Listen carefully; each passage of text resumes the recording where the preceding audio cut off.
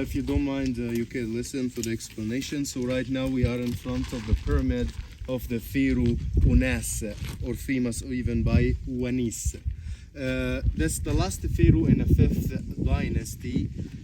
By the way, as we said, any pyramid before that pyramid doesn't have anything to see, just like corridors, chambers, and causeways, but doesn't have anything to see, because religion at the beginning it was just spoken.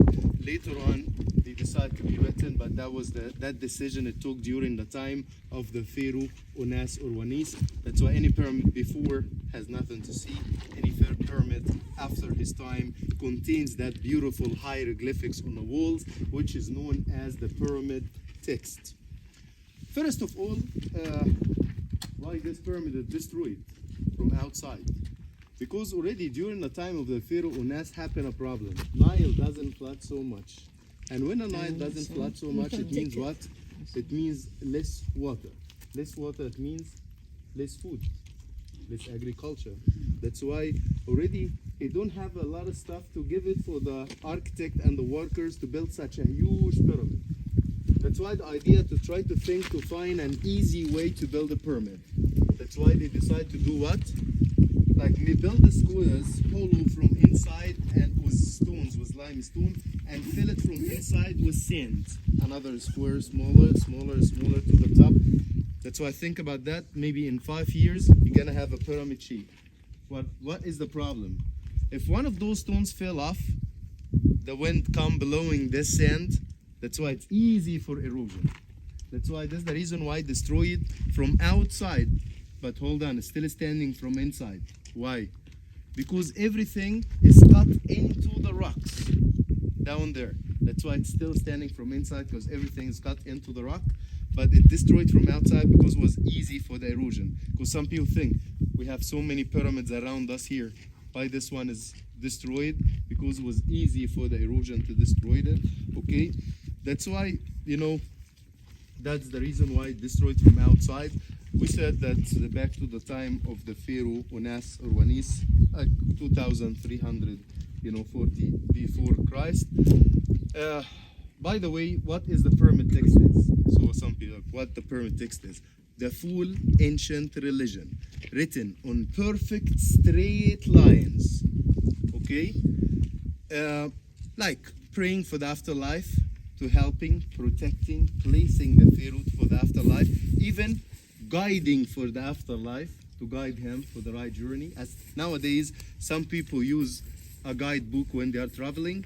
That's gonna be your guidebook, but written on the walls. It seems like your reminder, this is what's gonna happen right now, this is what I have to say, even including some magical spells and incantations. Why?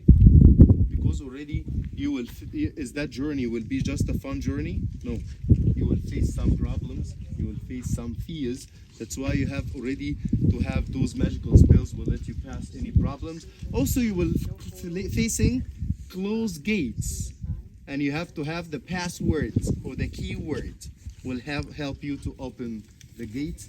That's why this what it is the pyramid text is. I mean, this is the oldest version of what we know it by the Book of the Dead. Okay, it means what? The text, you will see it down there, considered the oldest religious text that been found all over the world. So already we said it's 2300 before Christ, but when you look at it, it seems actually done just yesterday. It's amazing how they carved this into the rocks, and there is no light, so how they did that down there, perfectly carving, and you imagine if you carve on a stone, I think, could you imagine if you did something wrong? I think done. I mean, start all over from the beginning.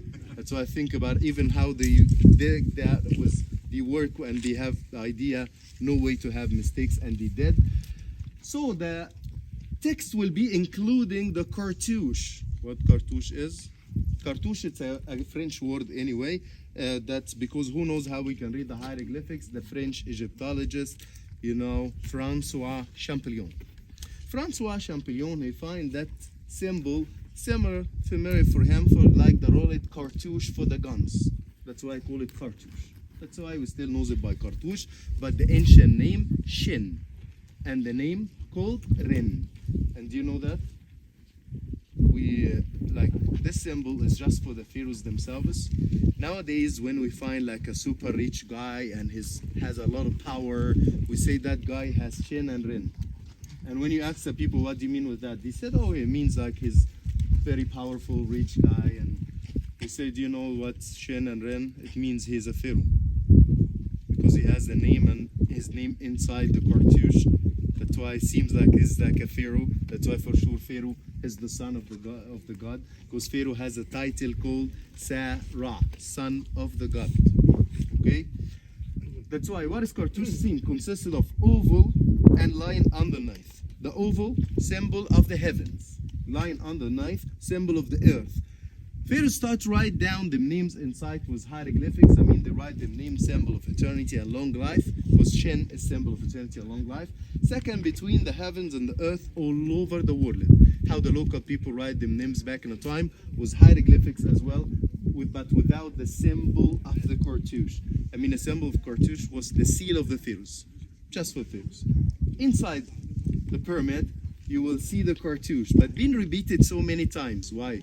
It's a special praying, guiding, special person, the pharaoh himself. That's why when you pray for someone, you keep repeating his name. Whenever they repeat his name, they stick his cartouche. That's why you see the cartouche being repeated so many times, while you will see started by rabbit. Okay, hieroglyphics, we will read a lot of hieroglyphics during our tours. Okay, and we'll like inform you a lot about the hieroglyphics. But anyway, hieroglyphics does have alphabet or it doesn't have alphabet? What is your ideas? No? Yes. So I'm gonna say, okay, yes, it does have alphabet, but in the same time doesn't have alphabet. Confusing, huh? No, it's not confusing. Hieroglyphics, guys, it's the symbols. Symbols give sound. I mean, like characters give sound.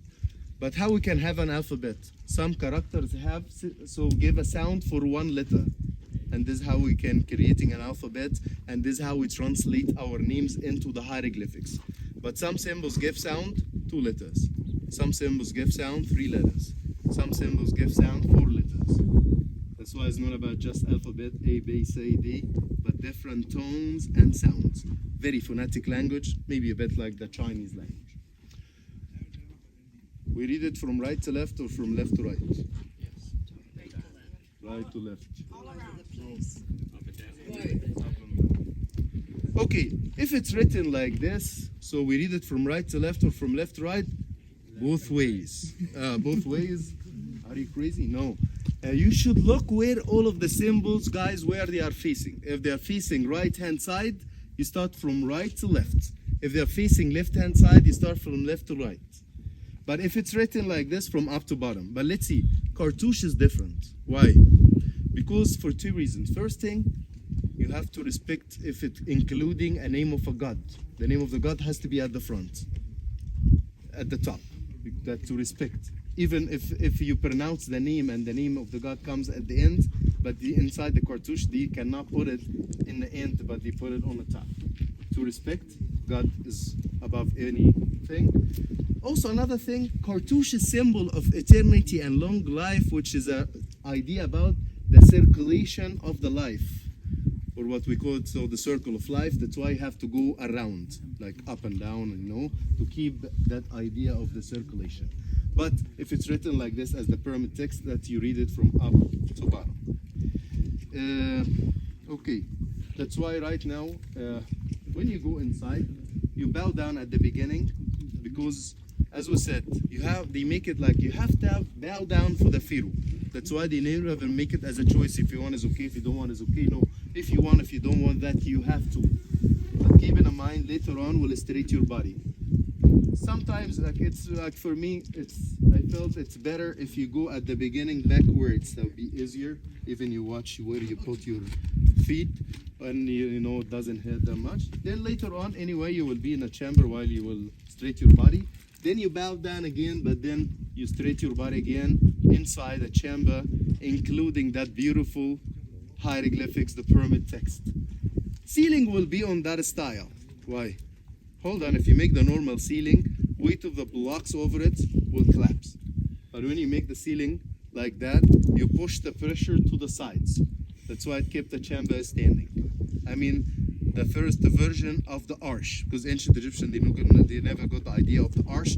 That arch exists by the Roman, but they got another idea for the beginning of the arch. That's why I said maybe the Roman, they got the idea of the arch from the pyramids. Here, ceiling itself will be decorated as well by stars, similar like a starfish, which is represented a beautiful goddess, her name Nut, N-U-T, Nut, goddess of the sky. To represent the ceiling is the sky, ground is the earth, represented the universe. Then will be two chambers, one to your left hand side, nothing to see in there. Why? Like anti-chambers, storage to keep the stuff for the pharaoh, because for sure they believe in afterlife. Why they believe in afterlife? Anybody knows why they believe in afterlife? Ancient Egyptian, when they watch the nature, they find everything around them has kind of circle, what we know it by circle of life. For example, sunrise, sunset, rise back again. Leaves of the trees, grow, fell down, grow back again. Nile, flood, became lower than floods again. Seasons. So hold on, everything around you goes in a circle, what we call it circle of life. They felt they're gonna be a part of this circle of life. Live, die, then back in afterlife again.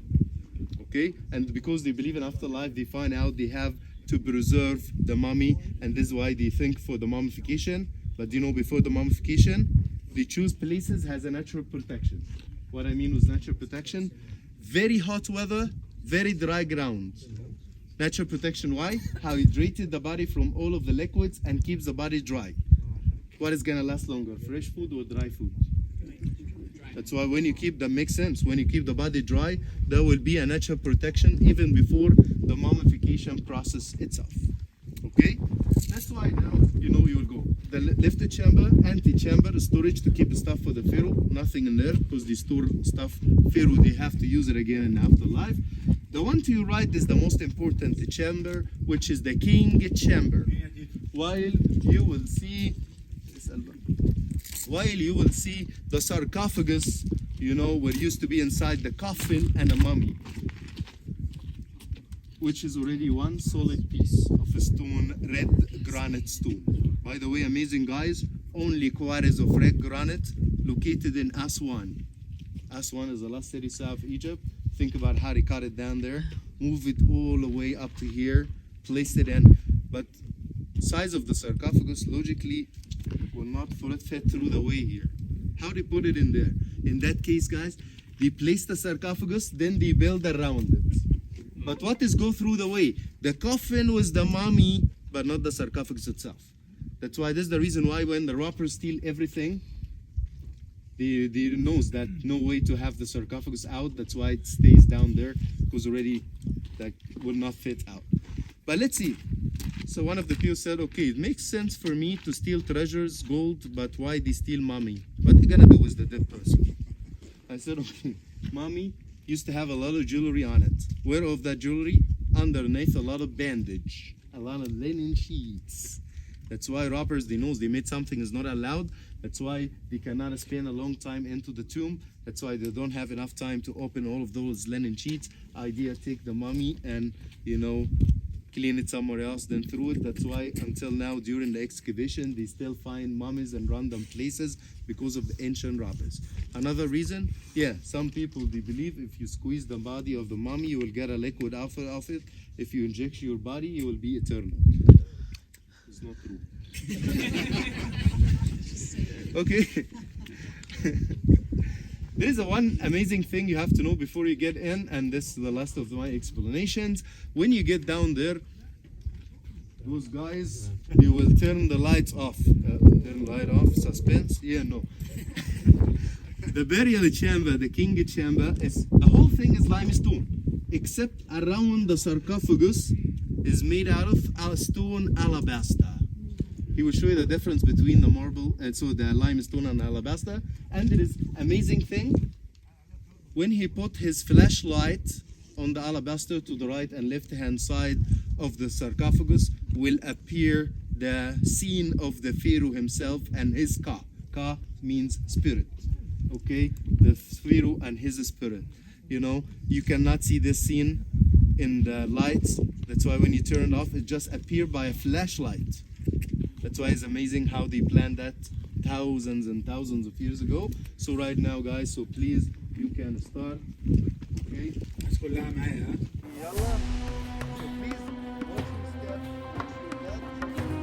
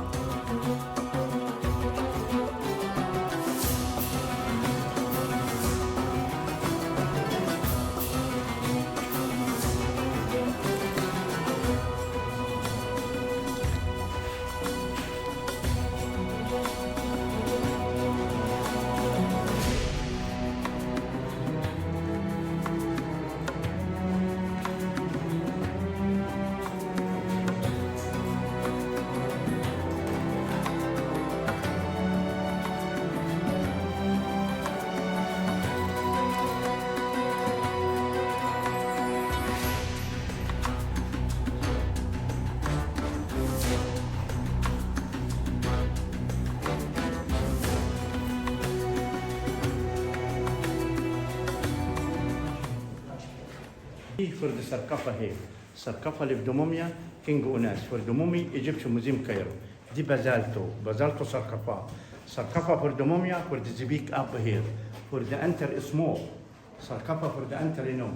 Sarcophagus for the mummy, for the inside here, for the sleep here. In up for the pyramid. No entry. For the here, this is the Cartouches of the King Unas here. Unas. This is the Cartouches of the King Unas. 5 dynasty BC, Unas. This is holography pharaoh here. This is holography here. For the here, this is the color. This is the color, this is original here. This is the up here, this is stars. Stars is origin for the roof, with the pyramid here. Here, this is the color here. This is the color, this is origin here. The color, this is original here. Excuse me, for the statue here with the king, statue here, no. For the statue here, no. 1 minute here, stop. No line.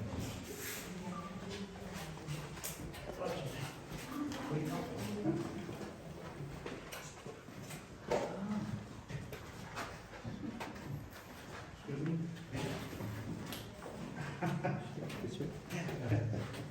Wait. Here, for the here, it is alabaster, wait. For the light, alabaster, wait. For the light here, alabaster. This is alabaster. For the head, this is limestone, wait. No light. No light. For the head, this is alabaster for the light here, wait. And if you look here for the statue, here, here, Unas. Here. Oh, wow. You understand? Yes. This is statue of the king Unas. Here. Okay, picture?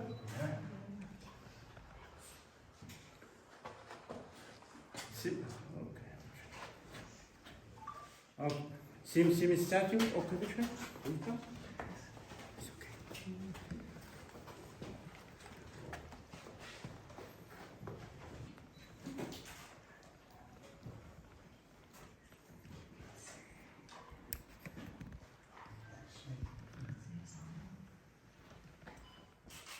Okay, picture. For the here, this alabaster. Wait. For the inside here, this alabaster. Inside here, this limestone. For the holography. Here, wait. Unas. This alabaster here. This alabaster.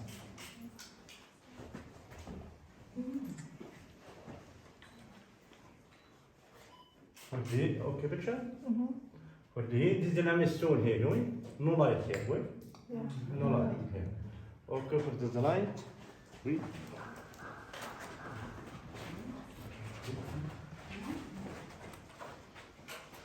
Okay, it's the finished step, wait. No step. Isn't it interesting? Amazing. Okay? I'll be fine there. I want you to